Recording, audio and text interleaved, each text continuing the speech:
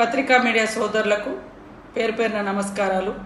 ఇవాళ హరీష్ రావు లేనిపోని అబద్ధాలతోటి ఆడవాళ్ళు నిర్వహించుకున్నటువంటి అంతర్జాతీయ మహిళా సభను కించపరిచే విధంగా ఆ సభ సక్సెస్ అయితే కళ్ళలో నిప్పులు పోసుకొని వాళ్ళ ఇళ్లలో కడుపు మండిపోతుంది.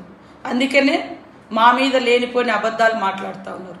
ఇవాళ రాష్ట్రంలో ఉన్నటువంటి మహిళలకు అందరికీ తెలుసు, ఏ ప్రభుత్వము గత 10 ఏళ్ల కింద కాంగ్రెస్ ప్రభుత్వంలో ఎలాంటి మహిళా స్కీమ్స్ తీసుకురావడం జరిగింది. ఆ తర్వాత 10 ఏళ్ల తర్వాత మళ్ళీ ఈ గవర్నమెంట్ ఎలా మహిళని ప్రోత్సహిస్తుందో రాష్ట్రంలో ఉన్న ప్రతి మహిళకు అర్థమవుతా ఉంది. ఇవాళ వడ్డీ లేని రుణాలు ఇవ్వలేదు, మహిళలు అప్పుల పాలవుతున్నారు, మహిళలు ఆగమవుతున్నారు. అయ్యా, మీకంటే దరిద్రంగా ఈ దేశంలో ఎవరు లేరు.